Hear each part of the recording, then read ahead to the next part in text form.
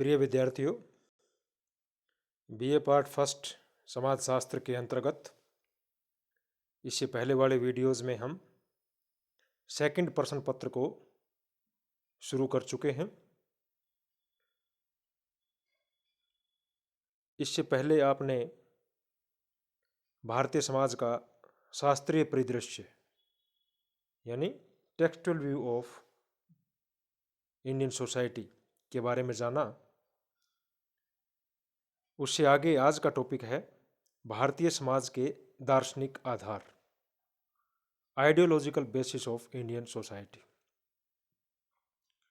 पाठ्य परिदृश्य अथवा शास्त्रीय परिदृश्य को डिटेल में देखने के पश्चात आप ये समझ गए होंगे कि भारतीय समाज जिसको अपन आज जिस स्वरूप में देख रहे हैं वो समय समय पर बदलता रहा है और एक दिन में समाज का निर्माण नहीं हुआ है, बल्कि भारतीय समाज के कई आधार हैं और समय समय पर इसमें चीज़ें जुड़ती गई और परिवर्तित होती गई, संशोधित होती गई, तब जा कर के एक जटिल भारतीय समाज हमारे सामने है। हिंदू समाज में लगभग 4000 वर्ष पूर्व ही कुछ समाज चिंतकों ने ये अनुभव किया कि व्यक्ति और समाज की प्रगति उस समय तक संभव नहीं है जब तक कि उन्हें अपने कर्तव्यों की जानकारी प्रदान नहीं की जाती और उन्हें जीवन के मूलभूत तथ्यों से परिचित नहीं करवाया जाता। सामाजिक जीवन को संगठित बनाए रखने की दृष्टि से यह सब कुछ जरूरी भी समझा गया। अर्थात भाई अब सामाजिक जीवन जो है उसको ऑर्गेनाइज्ड रखने के लिए, संगठित बनाए रखने के लिए ये जो चीज़ें हैं वो ज़रूरी मानी गई। ये समाज सुधारकों का या सामाजिक विचारकों का, चिंतकों का ऐसा मानना था या ऐसा उन्होंने अनुभव किया। और इस उद्देश्य की पूर्ति के लिए भारतीय समाज को दो प्रमुख आधारों पर संगठित किया गया, उनको जोड़ा गया। एक दार्शनिक आधार है और एक संगठनात्मक आधार। तो आज के वीडियो में हम दार्शनिक आधारों की चर्चा करेंगे, कौन कौन से आइडियोलॉजिकल बेसिस हैं इंडियन सोसाइटी के, और अगले वीडियो में हम संगठनात्मक आधार की चर्चा करेंगे। दार्शनिक आधार के अंतर्गत उन सिद्धांतों को महत्व प्रदान किया गया है जिन्होंने व्यक्ति के जीवन को परिष्कृत करके उसे उसके लक्ष्यों और कर्तव्यों से परिचित कराने में योगदान दिया। यानी कि व्यक्ति अपने कर्तव्यों और अपने अधिकारों के बारे में जाने, कौन से कारक ऐसे उत्तरदायी थे जिनसे कि व्यक्ति ने यह जाना, ऐसे कौन से आधार थे, और व्यक्ति का जीवन, सामाजिक जीवन और धार्मिक जीवन, सांस्कृतिक जीवन किस तरह से परिष्कृत हो सकता है, अच्छा हो सकता है, उन आधारों से अभिप्राय है यहाँ पे। इसके अंतर्गत 4 आधार प्रमुख हैं जिन्होंने सामाजिक जीवन को संगठित बनाए रखने और व्यक्ति को उसके कर्तव्यों का बोध कराने में मदद की और सामाजिक जीवन को परिष्कृत, परिमार्जित किया। ऐसे 4 आधार कौन कौन से हैं? नंबर 1, धर्म है। हिंदू सामाजिक जीवन में धर्म का प्रमुख स्थान है। हिंदुओं का संपूर्ण जीवन धर्म के ही इर्द गिर्द घूमता है। प्रातःकाल उठने से रात्रि तक, जन्म से लेकर मृत्यु तक जीवन में हम अनेकों धार्मिक क्रियाएं संपन्न करते हैं।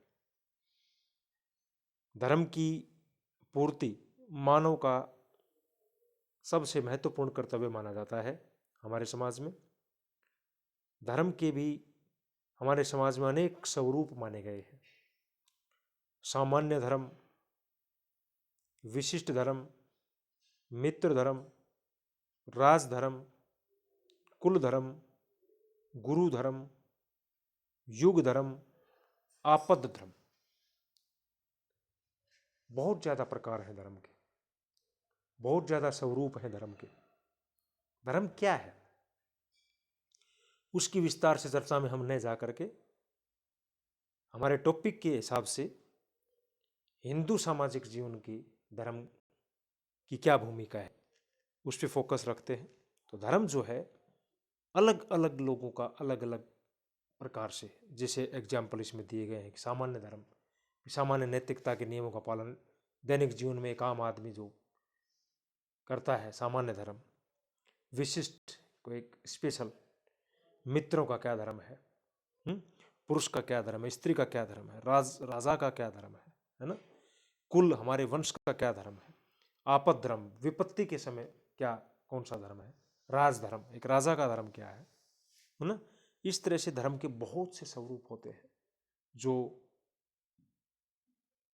हिंदू जीवन में एक विशेष स्थान रखते हैं और जीवन को परिष्कृत बनाते हैं। तो धर्म हमारी वे ऑफ लाइफ है।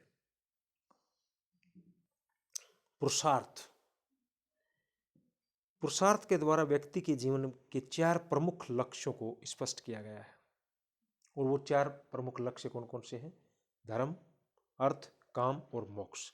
धर्म के बारे में अपन चर्चा कर चुके हैं।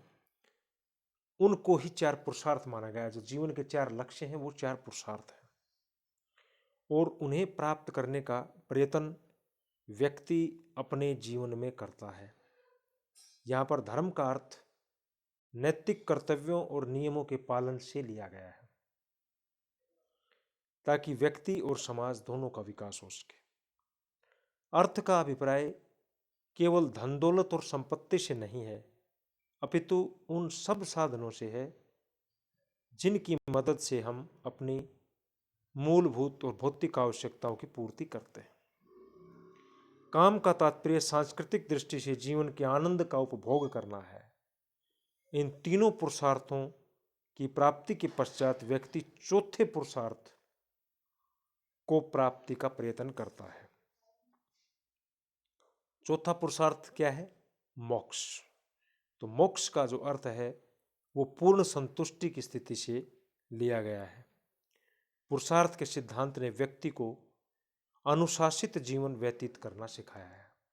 तो भारतीय समाज के अंतर्गत हर व्यक्ति के ये 4 मूलभूत उद्देश्य हैं और इन उद्देश्यों की प्राप्ति की दिशा में ही व्यक्ति ताउम्र कोशिश में रहता है, प्रयासरत रहता है।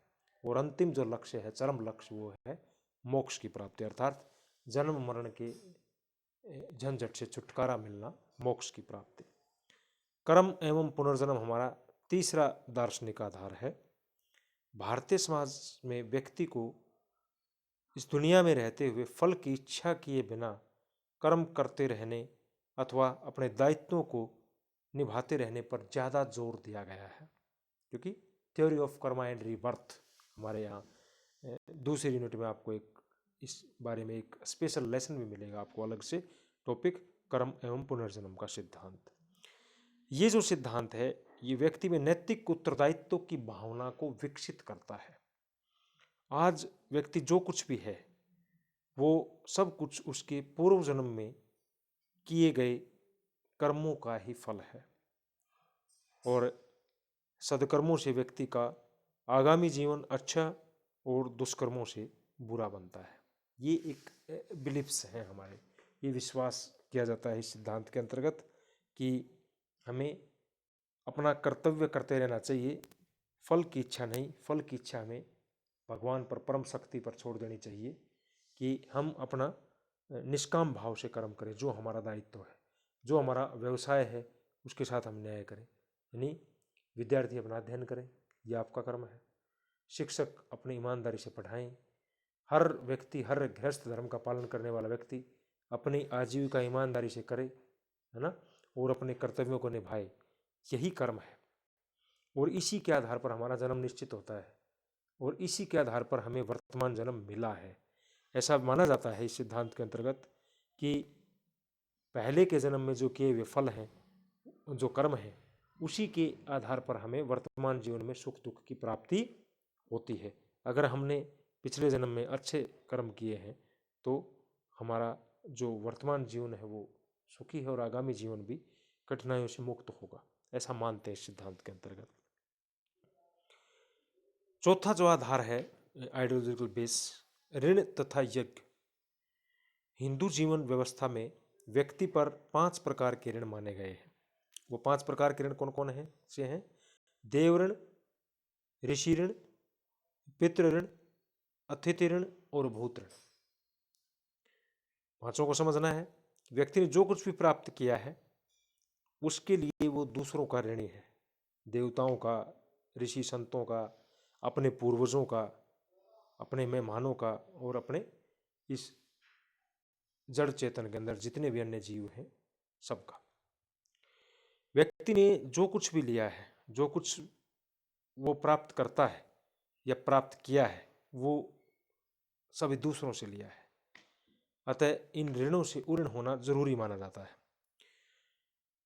व्यक्ति उनके प्रति अपने दायित्व का निर्वाह करके ही 5 प्रकार के ऋणों से छुटकारा प्राप्त कर सकता है और इसके लिए 5 महायज्ञों की व्यवस्था की गई है।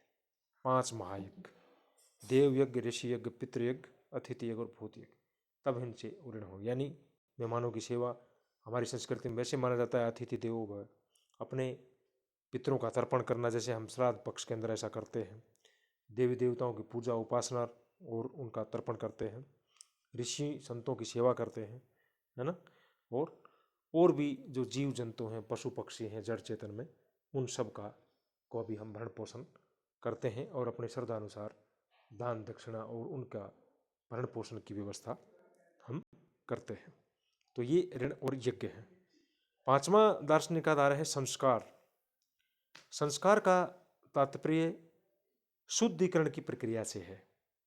भारतीय सामाजिक व्यवस्था में व्यक्ति को सामाजिक प्राणी बनाने, उसके व्यक्तित्व का पूर्ण विकास करने तथा उसकी नैसर्गिक प्रवृत्तियों को समाजोपयोगी बनाने के लिए मनुष्य का शारीरिक, मानसिक और नैतिक परिष्कार जरूरी माना गया है। ध्यान से देखिए, व्यक्ति को सामाजिक प्राणी यानी कि समाज उपयोगी बनाने के लिए उसकी प्रवृत्तियों को, जो व्यक्ति की जो मूल प्रवृत्ति है, जो कि मनुष्य सामाजिक प्राणी है और धीरे धीरे सामाजिक प्राणी सारी उम्र जो है सीखता है, सामाजिकरण की प्रक्रिया के अंतर्गत एक जिम्मेदार सामाजिक नागरिक बनता है। तो उसकी जो मूल प्रवृत्तियां हैं उनको समाज के हित का और उपयोगी बनाने के लिए व्यक्ति की मानसिक और नैतिक परिष्कार उसका बहुत जरूरी होता है, अर्थात शुद्धिकरण, संशोधन, परिमार्जन। परिष्कार या शुद्धिकरण की पद्धति को ही यहाँ पर हम संस्कार की संज्ञा देते हैं, संस्कार मानते हैं। यद्यपि संस्कारों की संख्या अलग अलग पुस्तकों में आपको अलग अलग मिल जाएगी, अलग अलग विद्वानों के अनुसार संस्कारों की संख्या अलग अलग होती है। कोई विद्वान 16 संस्कार बताते हैं, कोई 14, कोई 13 संस्कार बताते हैं। तो प्रमुख संस्कार जो है अधिकांशतः 13 माने गए हैं, जो जन्म से पूर्व शुरू होते हैं और मृत्यु तक संस्कार मनुष्य के जीवन में चलते हैं। अंत्येष्टि को एक संस्कार, अंतिम संस्कार माना गया है। इन संस्कारों का उद्देश्य एक विशेष स्थिति और आयु में व्यक्ति को उसके सामाजिक कर्तव्यों का भास करवाना है और सामाजिक कर्तव्यों की पालन की प्रेरणा देने का कार्य संस्कार करते हैं। और जो है, जैसा कि इसके नाम से स्पष्ट है, किसी भी काम को अच्छे ढंग से करना, एक अच्छे तरीके से उसको शुद्ध तरीके से करना, है ना, इसका नाम शुद्धिकरण रखा गया है। इसीलिए तो ये जो आधार हैं ये हैं भारतीय समाज के दार्शनिक आधार, ideological basis of Indian society. उसमें आपने क्या क्या देखा? धर्म, पुरुषार्थ, ऋण तथा यज्ञ और संस्कार। इन सब आधारों से भारत ये समाज का जो आधार है वो सुदृढ़ बना और एक भारतीय समाज की नींव रखी गई। भारतीय समाज के संगठनात्मक आधार नेक्स्ट वीडियोज में। Thank you.